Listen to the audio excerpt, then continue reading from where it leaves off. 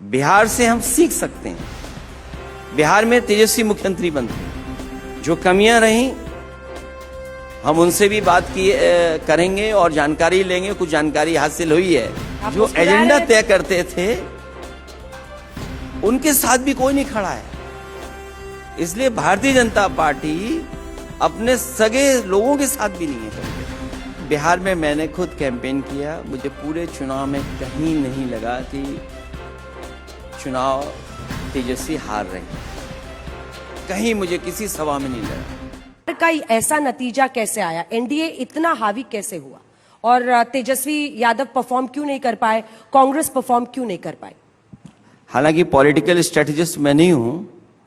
देश के सबसे बड़े पॉलिटिकल स्ट्रेटेजिस्ट वहां चुनाव लड़ रहे थे, पीकेपी पार्टी। तो क्या बोला आपने? पीकेबी पीके पार्टी हाँ। क्योंकि पीके हालांकि स्वराज उनका नाम पार्टी का है, लेकिन हम पार्टी तो उन्हीं के नाम से है, तो पीके की पार्टी। तो उनसे बड़ा कोई पॉलिटिकल स्ट्रेटेजिस्ट नहीं है।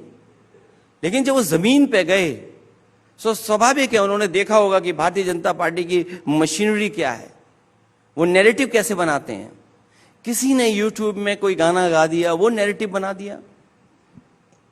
कोई कहीं यूट्यूब पे न जाने कितने सिंगर्स हैं, अगर थोड़ा भी कोई गाना गाना जानता है तो एआई की हेल्प से गाना बना दे रहा है।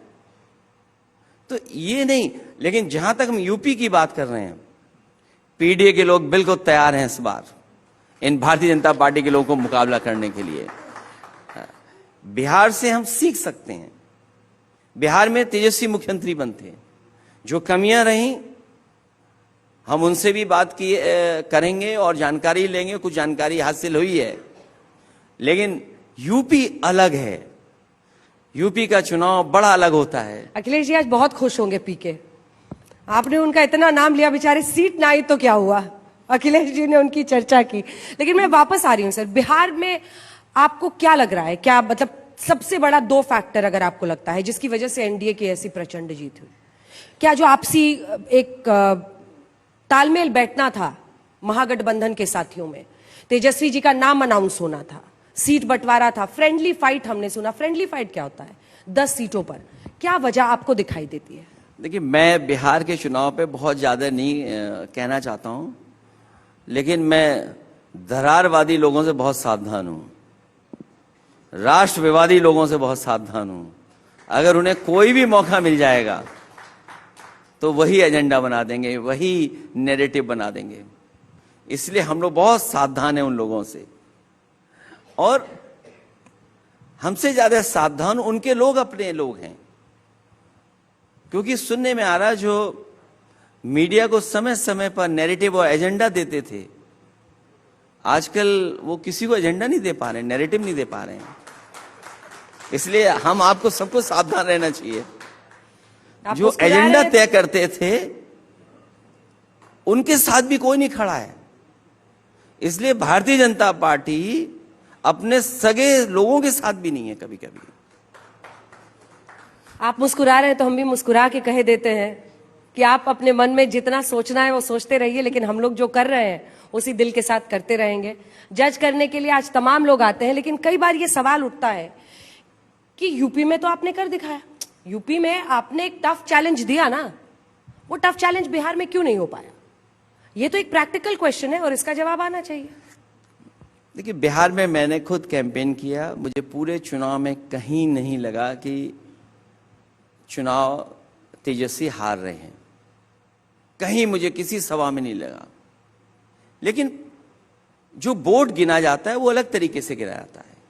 मैं बहस दूसरी तरफ नहीं ले जाना चाहता हूं, लेकिन अभी सदन में जब मैं बहस सुन रहा था और बहुत से लोगों की चर्चा में सुन रहा था, तो बहुत सारे लोग ईवीएम को लेकर के भी सवाल खड़े कर रहे थे। एक पहलू तो ईवीएम का भी हो सकता है। लोग कहेंगे कि ये ईवीएम में आज के समय पे ये बात कही जा रही है। मैं उन्हीं से कहना चाहता हूं, हमारा देश आज नारा दे रहा है विकसित भारत बनेगा। हम आज कब तक विकसित भारत बनेगा? 2047 में बनेगा, नहीं बनेगा, कितनी आबादी के साथ विकसित भारत बनेगा किसी को नहीं पता।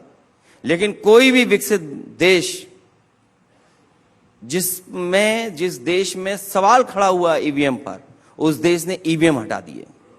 तो एक तो पहलू मैं ये कह सकता हूं, और मैंने लोकसभा में कहा कि अंतोगत्वा आपको ईवीएम हटानी ही पड़ेगी। लोगों का भरोसा बढ़े लोकतंत्र पर, इस वोटिंग डालने के तरीके पर, तो आपको अंतोगत्वा ये हटाना ही पड़ेगा। लेकिन बिहार का परिणाम क्यों बदल गया? सुनने में आया है कि 10,000 रुपए बड़े होते हैं, 10,000 रुपए, 10,000 रुपए दे दीजिए। अब बहुत सारी माताएं बहनें इंतजार कर रही कि उन्हें कब 10,000 रुपया और मिलेगा। उनको धोखा दे दिया, 10,000 रुपए नहीं मिलेंगे। तो हम लोगों ने भी तैयारी कर ली है। मुझे याद है उत्तर प्रदेश में समाजवादी पार्टी ने 500 रुपए महिलाओं को देना शुरू किया था समाजवादी पेंशन के माध्यम से, और उसके बाद जो चुनाव था उसमें 1,000 रुपए हम देने जा रहे थे। उसके बाद जब लोकसभा का चुनाव आया तो हम 2,500 देने जा रहे थे। पिछला चुनाव जीत गए और अगला चुनाव होने जा रहा है जब 27 का, तो हमने बीजेपी से सीख करके हिसाब किताब लगाया है कि अगर हमारी माताएं बहनें जो उत्तर प्रदेश की थीं, उन्होंने जो पैसा खोया है 500 500 500, अगर हिसाब लगाएं तो लगभग 3,000 रुपए बनते हैं। तो 12 महीने देना है 3,000, तो कितना हुआ? 36,000 रुपए। और क्योंकि इतने साल नहीं मिला तो उसका इंटरेस्ट भी हम जोड़ रहे हैं 4,000। तो समाजवादी हम लोग तय करेंगे कि गरीब माताएं बहनों को साल में 40,000 रुपए हम लोग देने का काम करेंगे। अगर 10,000 से सरकार बन सकती है तो 40,000 हम लोग देने जा रहे हैं। और बीजेपी वालों से कहेंगे कि आपने तो वादा लाखों का किया था, वो कहां है रुपया?